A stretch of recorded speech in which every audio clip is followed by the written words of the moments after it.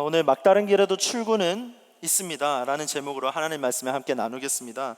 여러분, 길을 여시는 분은 하나님이십니다. 믿으십니까? 우리의 길을 여시는 분은 하나님이시죠. 제가 미국에 와서 참 놀란 시스템이 있습니다. 이제 미국과 한국의 차이점을 느낀 적이 있었는데요. 한국에는 없지만 미국에는 있는 시스템이 있었습니다. 그중 하나가 뭐냐면 바로 이거였어요. 혹시 사진이 준비가 될까요? 네, 바로 이 사진인데요. 네, 드라이브-트루, 이 체이스 뱅크, BOA 이렇게 뱅크를 지나갈 때 드라이브-트루로 이렇게 ATM 기계를 하는 것을 제가 처음 보고 굉장히 놀랐습니다. 그래서 이 차에서 내려서 어떻게 해야 될지 모르고 막 눌렀다가 앞에 그 창고에 가서 물어보기도 하고 어떻게 쓸지를 몰랐던 그런 당황했던 기억이 있는데, 굉장히 이렇게 이 선진국이 이래서 미국인가라는 생각이 들 때가 있었습니다. 또 하나가 있는데요. 이게 뭐였냐면 바로 이거였어요.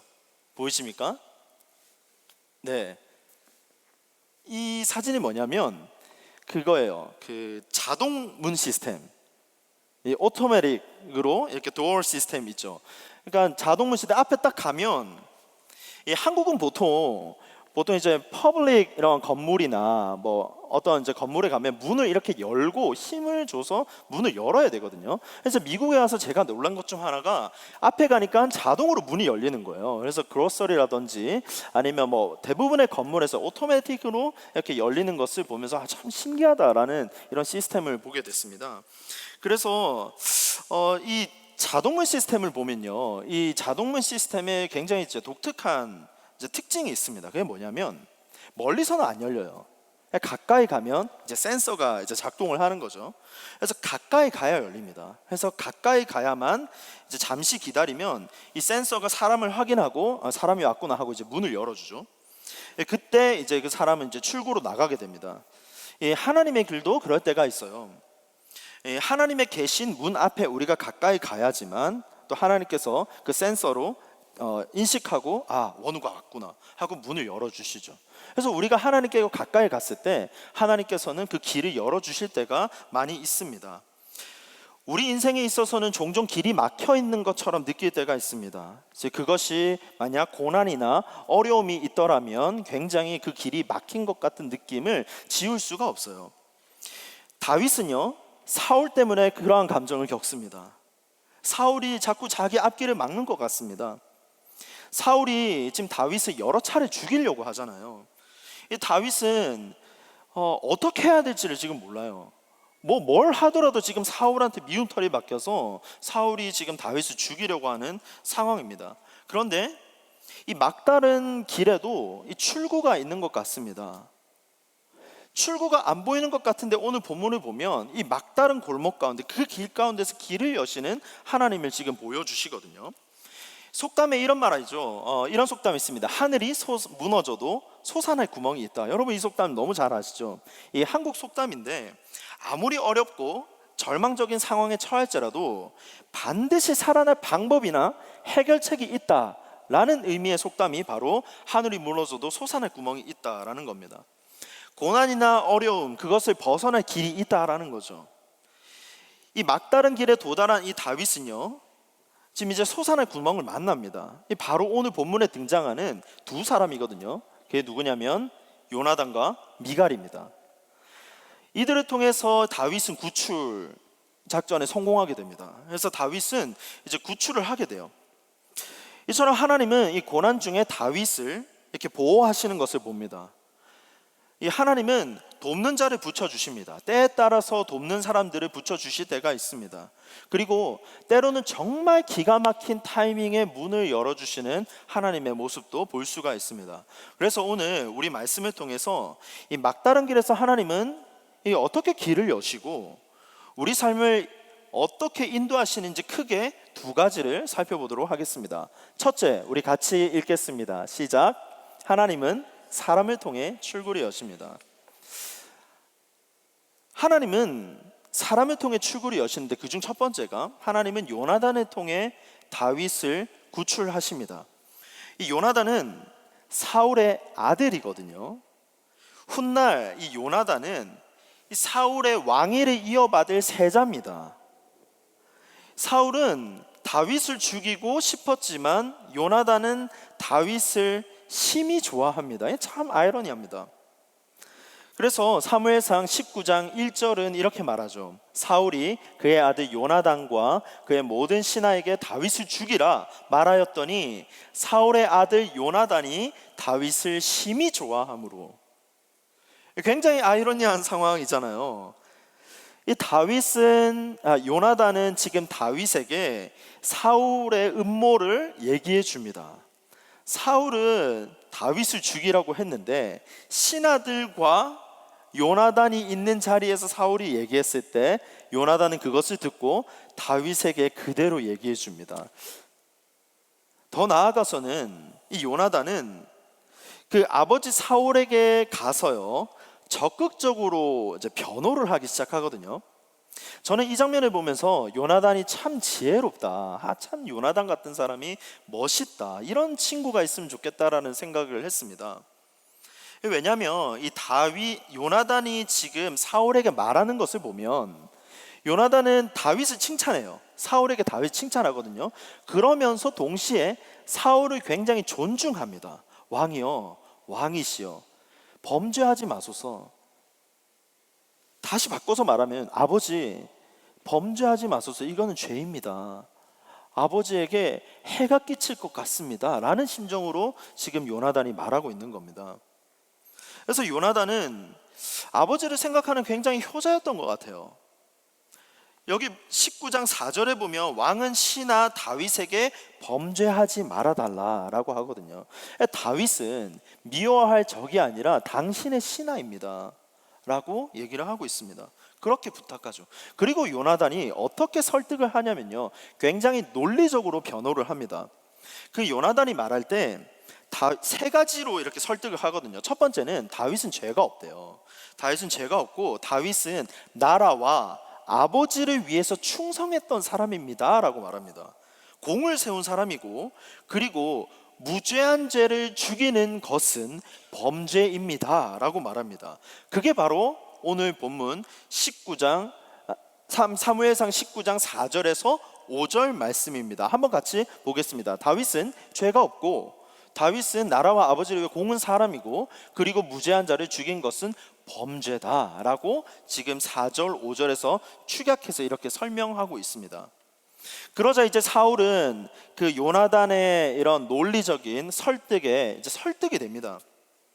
그래서 이 본문 사무엘상 19장 6절에서 7절 말씀은 이렇게 말합니다. 사울이 요나단의 말을 듣고 맹세하되 여호와께서 살아계심을 두고 맹세하거니와 그가 죽임을 당하지 아니하리라. 요나단이 다윗을 불러 그 모든 일을 그에게 알리고 요나단이 그를 사울에게로 인도하니 그가 사울 앞에 전과 같이 있었더라 라고 합니다. 여기서 전과 같이 있었다라는 뜻은요, 사울 앞에 다시 가서 이전과 같이 똑같이 섬기게 되었다, 섬길 수 있게 되었다라는 상황을 지금 말하고 있습니다. 그래서 다윗은 요나단을 통해서 목숨을 구했습니다. 다시 살 길을 마련하니 이제 요나단이 이 다윗의 인생에 새로운 출구를 또 열어준 거죠. 두 번째로 다윗을 도운 사람이 있습니다. 누구냐면 바로 이 사람입니다. 하나님은 미갈을 통해 다윗을 구출하십니다. 다윗을 돕는 또 한 사람이 있죠. 이게 바로 미갈입니다. 사울은 하나님의 이름을 걸고 다윗을 죽이지 않겠다라고 맹세했거든요. 그런데 맹세까지 했는데도 다윗을 죽이려고 해요. 이 사울의 악함이 이렇게까지 극심하게 가는 것을 지금 성경을 통해서 보여주고 있어요. 다윗은 이제 밤에 황급히 도망갑니다.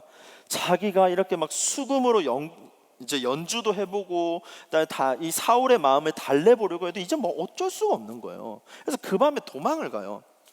사울은 그 밤에 다윗의 집으로 부하들을 보냅니다.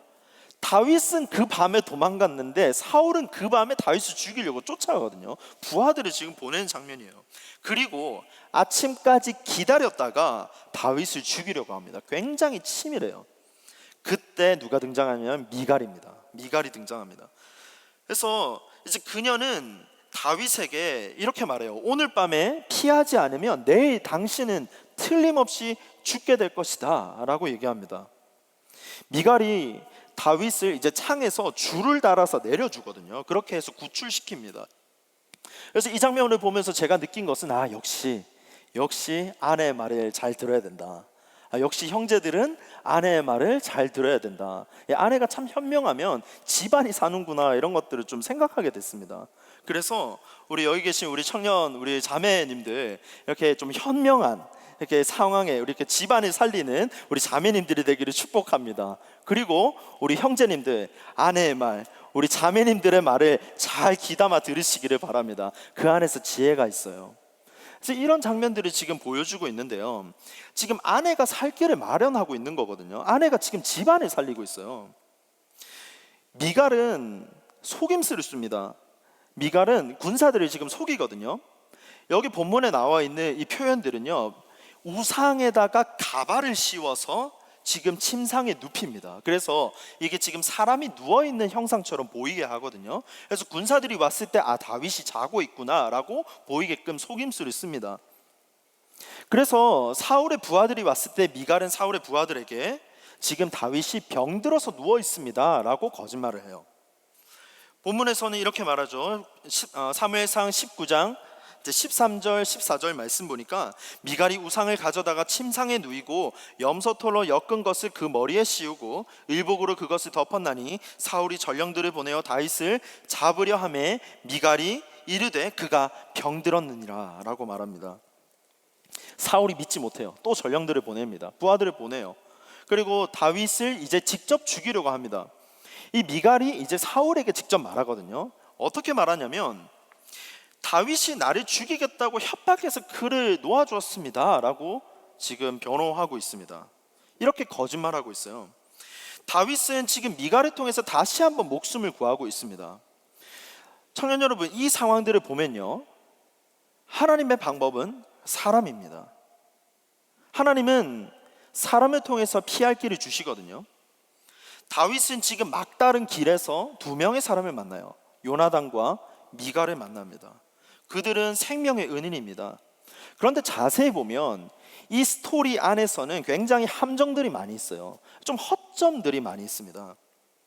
사울의 계획에 가장 골칫거리가 되는 사람이 누굴 것 같아요? 다윗이 아니에요. 사울이 지금 계획한 것의 가장 골칫거리가 자식들이에요. 딸이고 아들이 지금 사울의 계획에 회방을 놓고 있는 겁니다. 이게 참 아이러니한 거예요. 다윗을 철저하게 보호하는 자들이 사울의 자식들입니다. 딸인 미가, 아들인 요나단이 다윗을 보호하고 있습니다. 우리가 어떻게 보면 이게 가능할까라는 상황 속에서 하나님은 이렇게 풀어가시더라고요. 자식들이 지금 사울의 계획에 일을 망치고 있습니다. 사울은 요나단에게 왕국을 넘겨주기만 하면 되거든요. 그런데 요나단이 지금 딴짓을 하고 있는 겁니다. 또한 미갈의 변명을 보면 이 안에서의 허점들이 많아요. 왜냐하면 사울의 군사들에게는 지금 다윗이 병들었다라고 설명을 했거든요.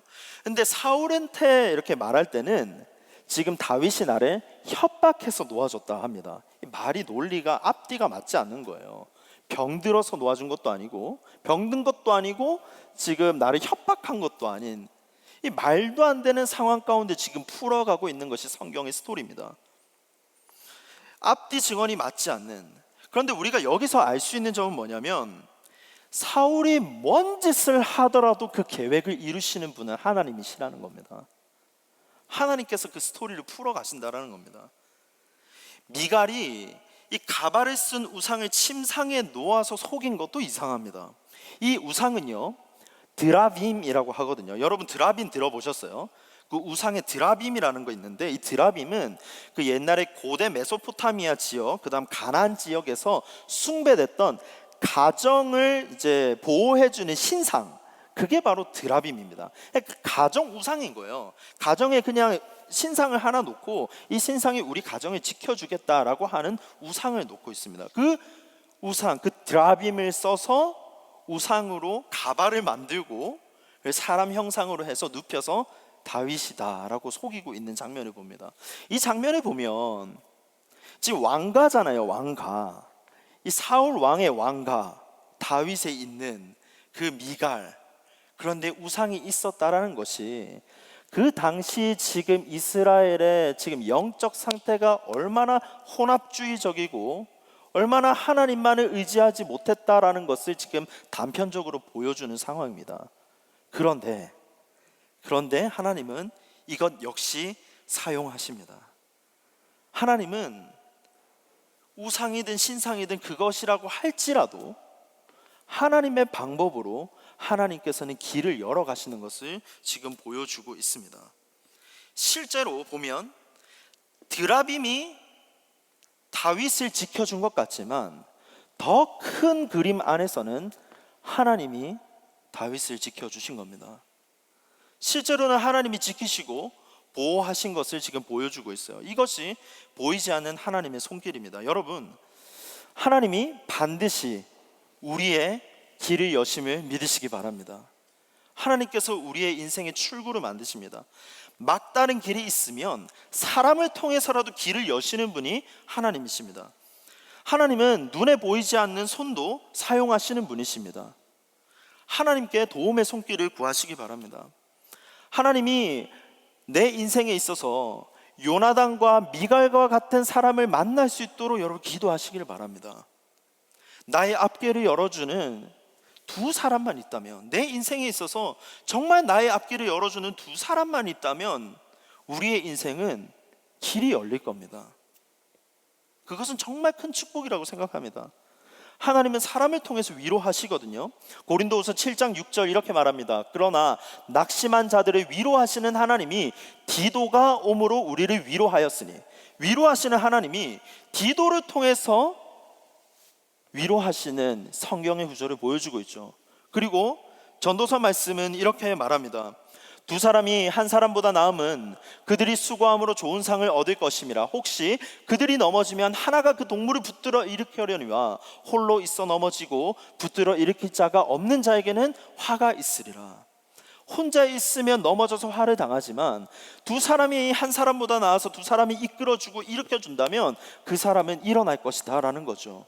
하나님은요, 우리를 절대 혼자 내버려 두지 않으시고요, 붙들어 줄 사람을 붙여 주십니다. 요나단과 같은 좋은 친구가 있기를 축복합니다.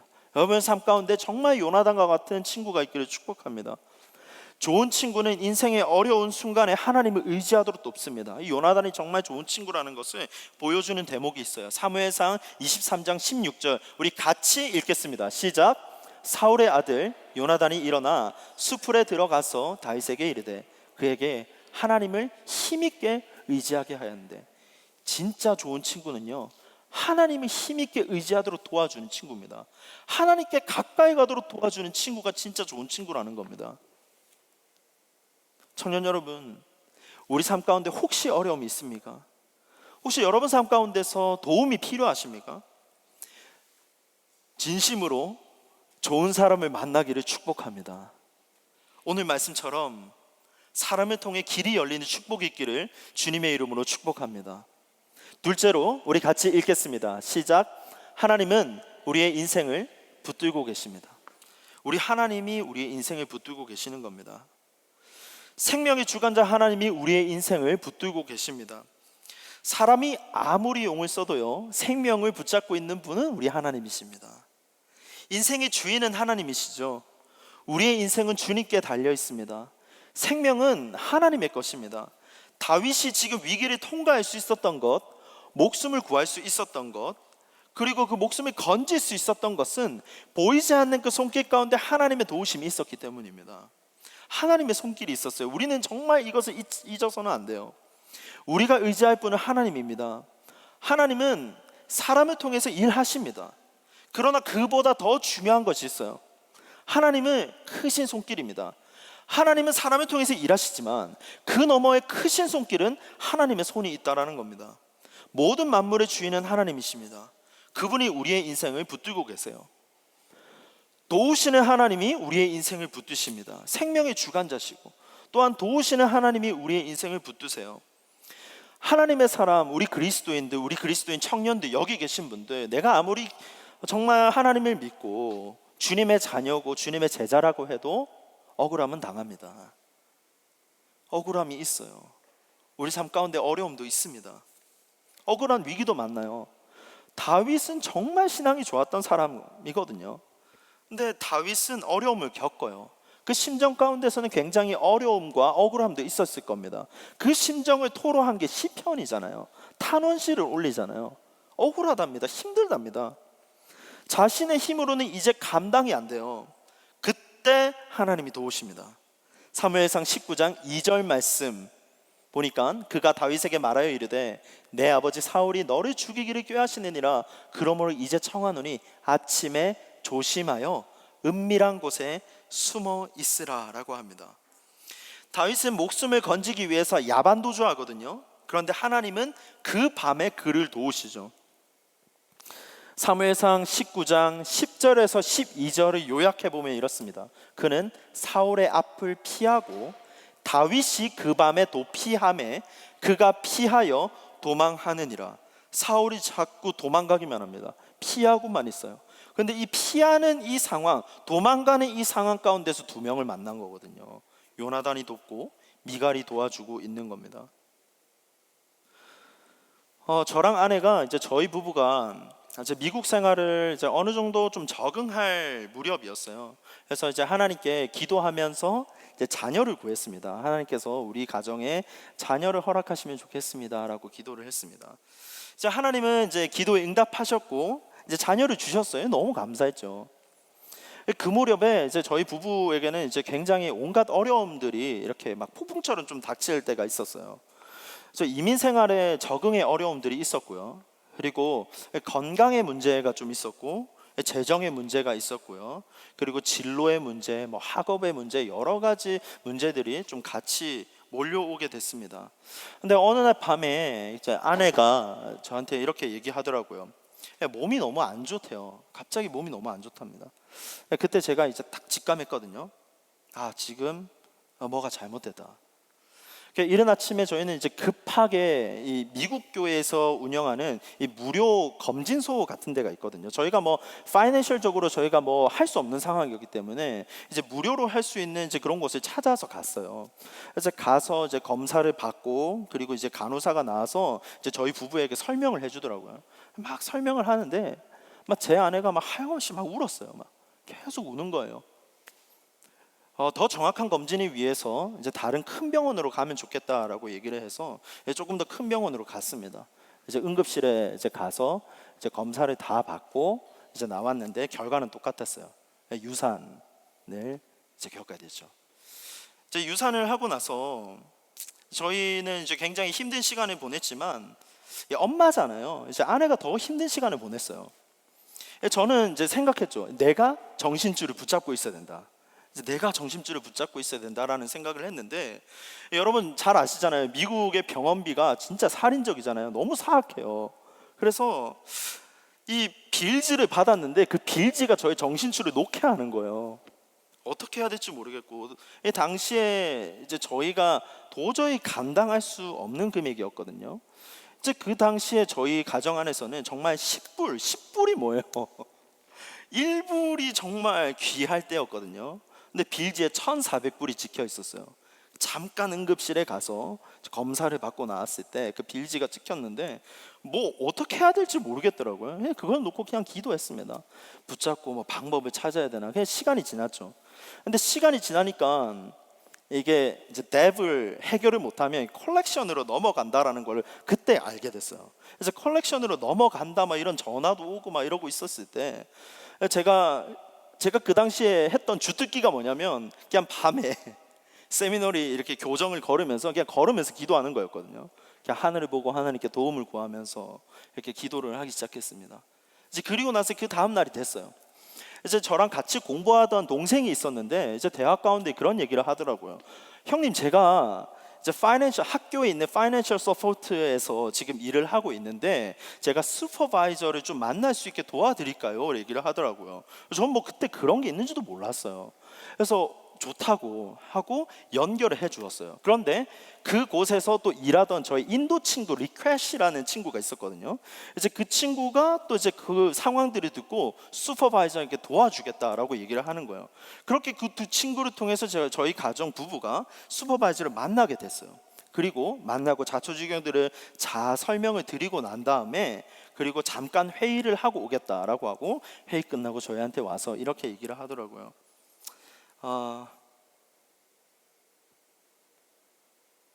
모든 금액은 우리 학교가 지불하겠습니다.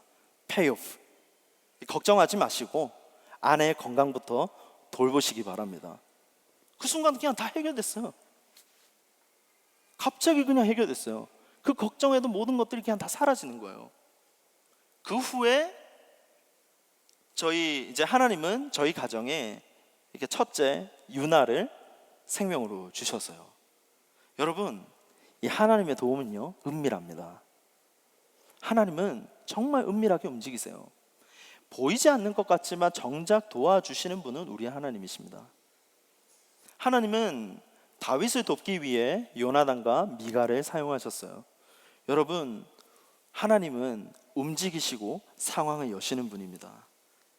우리를 위해 출구를 준비하고 계신 분입니다. 그러므로 은밀한 중에 도우시는 하나님께 구하기를 바랍니다. 예레미야 33장 3절 말씀이죠. 우리 같이 읽겠습니다. 시작. 제가 읽어드리겠습니다. 너는 내게 부르짖으라. 내가 내게 응답하겠고 내가 알지 못하는 크고 은밀한 일은 내게 보이리라. 여러분, 기도의 자리로 나오시길 바랍니다. 하나님이 우리의 인생을 붙들고 계시니 그분께 인생을 맡기시고요, 그분께 몸을 피하시기를 바랍니다. 그리고 셋째로 사랑의 하나님이 우리의 인생을 붙들고 계십니다. 아무나 나를 돕진 않습니다. 여러분, 그걸 잘 알아야 돼요. 우리가 아무나 누구를 잘 돕진 않아요. 근데 항상 나를 도와주는 사람들 보면 사랑하는 사람이 나를 돕습니다. 정말 나를 좋아하는 사람이 그 마음을 다해서 도와주는 것을 보게 됩니다. 미갈은 다윗을 사랑했어요. 사무엘상 18장 20절 말씀에 이렇게 말합니다. 사울의 딸 미갈이 다윗을 사랑하며. 미갈은 다윗을 사랑했고 요나단은 다윗을 심히 좋아했습니다. 이 두 사람이 다윗을 돕고 있습니다. 하지만 여러분, 우리가 이 사실을 꼭 기억할 필요가 있을 것 같아요. 인간의 사랑은 유한합니다. 인간은 돕지만 인간의 사랑은 유한해요.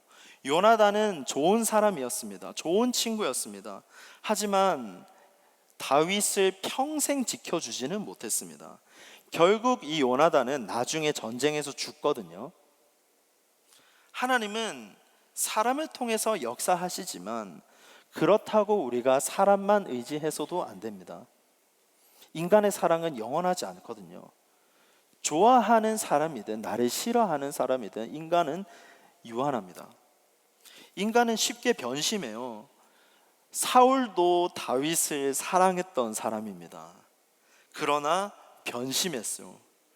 그리고 이제는 앙심까지, 악한 마음까지 품습니다. 심지어 우리가 성경을 보면 배신하는 사람도 나오잖아요. 우리가 신약으로 넘어가면 누가 있죠? 예수님을 배신한 가룟 유다도 있고요. 그리고 그를 끔찍하게 따랐던 베드로도 예수님을 배반했습니다. 그리고 그 군사들이 총칼을 들이댈 때 베드로는 예수님을 저주하면서까지 배반했던 사람이었습니다. 이것이 인간의 사랑의 한계입니다. 하지만 하나님 사랑은 신실해요. 하나님의 사랑은 언약적 사랑이라고 하잖아요. 이 언약은 약속입니다. 하나님은 약속을 지키세요. 하나님의 약속은 변하지 않습니다. 그래서 이 하나님의 사랑은 한결같습니다. 그분은 우리를 가장 사랑하시는 분입니다. 하나님은 우리를 보시면서 심히 좋아하십니다. 그래서 창세기 1장 31절에 보면 이렇게 말합니다. 하나님이 지으신 그 모든 것을 보시니 심히 좋았더라. 천지 만물을 창조하시고 인간을 창조하시고 보시니 심히 좋았더라. 이게 우리 하나님의 사랑입니다. 여러분, 선지자 엘리야는요, 영적으로 육적으로 탈진 상태에 왔어요. 몹시 괴로워했습니다. 그래서 지친 상태로 이제 로뎀나무 아래로 갑니다. 이제 나는 죽겠다. 정말 너무 공고하고 너무 힘들고 영적으로나 육적으로나 가장 지친 상태에서 이제 로뎀나무로 가거든요. 그 순간 하나님은 이 엘리야에게 잠을 주십니다. 쉬게 하십니다. 그래서 열왕기상 19장 4절에서 5절 말씀 보면 이렇게 말해요. 자기 자신은 광야로 들어가 하룻길쯤 가서 한 로뎀나무 아래에 앉아서 자기가 죽기를 원하여 이르되 여호와여 넉넉하오니 지금 내 생명을 거두시옵소서. 나는 내 조상들보다 낫지 못하나이다 하고 로뎀나무 아래에 누워 자더니 천사가 그를 어루만지며 그에게 이르되 일어나서 먹으라 하는지라 라고 합니다. 여러분, 졸더라도 교회 와서 조시면 됩니다. 하나님은 사랑하는 사람에게 잠을 주시거든요. 하나님 사랑하는 사람에게 쉼을 주십니다. 처음에 저는 기도하러 나왔을 때, 새벽에 기도하러 나왔을 때 조는 저의 모습을 보고 너무 정죄했어요. 기도까지 하러 왔는데 내가 이러려면 왜 기도했나라는 생각을 했습니다. 하지만 돌이켜보니까 하나님께서 쉼을 주시고 이 안에서 평안함을 주신다라는 것은 하나님의 큰 은혜입니다. 새벽에 제가 이제 한 성도님과 대화를 나눴어요. 이제 그분이 이렇게 얘기하더라고요. 처음에는 자기가 원하는 기도를 하다가 기도의 자리, 나중에는 내 원하는 기도를 다 하고 나서 뭘 기도해야 될지 모르겠대요. 그러다가 이제는 그냥 기도하는 행위, 기도의 자리에서 그냥 은혜를 받고 기도의 자리 가운데 나오는 것, 그 안에서 하나님의 충만하심을 느낀다고 합니다. 평안함을 느낀대요. 저 역시 새벽에 나오면 계속 기도만 할까요? 아니요, 저도 졸아요. 앞에서 졸다가 기도하다가 깼다가 기도하다가 하는데 그냥 그 시간을 그냥 즐깁니다. 그러나 다시 깨서 기도하고. 하나님은 사랑하는 사람에게 잠을 주시잖아요. 우리가 일주일의 삶 가운데서 얼마나 무게가 많습니까? 프레셔가 있죠. 그리고 마음의 평안함을 누리지 못할 것이 있습니다. 근심 걱정도 있습니다. 하지만 우리가 지금 주님의 전에 나와서 함께 예배를 드리고, 그리고 졸릴 때 졸고 일어날 때 일어나고 하더라도 이 시간, 이 자리 자체가 하나님의 은혜인 줄로 믿습니다. 여러분, 어려움 중에 가장 안전한 피난처는요, 주님의 십자가 그늘입니다. 주님 안에서 우리는 쉴 수가 있어요. 주님 안에서 평안을 누릴 수가 있습니다. 우리를 향한 하나님의 사랑이 어느 정도인지 아십니까? 아끼지 않는 사랑이에요. 5절 말씀 읽겠습니다. 5절 다 같이 한번 읽어보겠습니다. 시작. 그가 자기 생명을 아끼지 아니하고 블레셋 사람을 죽였고 여호와께서는 온 이스라엘을 위하여 큰 구원을 이루셨으므로 왕이 이를 보고 기뻐하셨거늘 어찌 까닭없이 다윗을 죽여 무죄한 피를 흘려 범죄하려 하시나이까. 다윗은 자기 생명을 아끼지 않고 나라를 위해 헌신했고 왕을 위해서 헌신했던 사람이었습니다. 여러분, 이 장면을 보면서 누가 떠오르십니까? 예수님이잖아요. 예수님은 우리를 위해서 자기 생명을 아끼지 않으셨어요. 온 인류에 큰 구원을 주신 분입니다. 그럼에도 불구하고 인간은 무고한 예수님을 십자가에 못 박았어요. 다윗은 죽임을 당할 뻔했지만 예수님은 죽임을 당했습니다. 그 이유는 사랑하기 때문에 스스로 목숨을 내어 주신 겁니다. 청년 여러분, 주님은 요나단보다 미갈보다 훨씬 더 우리를 사랑하시는 분입니다. 하나님은 다윗의 생명을 보존하심으로 장차 오실 예수 그리스도를 보존하신 겁니다. 이유는 단 하나예요. 우리 때문이에요. 여러분, 주님은 우리가 어떠한 모습일지라도 우리를 심히 사랑하시는 분입니다. 주님이 우리의 인생을 붙들고 계심을 믿으시기 바랍니다. 사울의 손에 단창이 있어도 피할 수 있었던 다윗처럼 여러분의 인생에 어려움이 있더라도 피할 길을 내시는 분은 우리 하나님이십니다. 길을 여심을 믿으시기 바랍니다. 어려움을 겪고 있다면 주님을 바라보길 바랍니다. 하나님이 저와 우리 여러분들의 인생을 책임질 것을 믿습니다. 여러분의 인생이 반드시 그렇게 되기를 주님의 이름으로 축복합니다. 말씀을 정리할게요.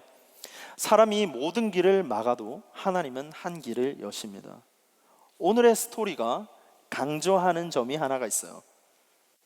다윗을 보면 다윗은 지금 받기만 합니다. 받기만 하는 거예요. 고난도 받습니다. 은혜도 받아요. 우리 인생에서는 이거 두 개 다 받습니다. 고난도 받고요, 은혜도 받아요. 삶에 풀리지 않는 문제가 있고요, 어려움도 있습니다. 앞으로 어떻게 살아가야 되나 라는 질문도 받습니다. 이러한 걱정은 사실 사라지지도 않아요. 그러나 오늘 말씀을 통해서 하나님의 은혜도 있음을 믿으시기 바랍니다. 막다른 길에서 출구를 내시는 분은 우리 하나님이십니다. 그 출구는, 그 문은 우리 하나님이 여십니다. 이번 한 주간 저와 우리 모든 분들이 이 출구를 발견하시는 우리 청년분들 되시기를 주님의 이름으로 축복합니다. 함께 기도하겠습니다.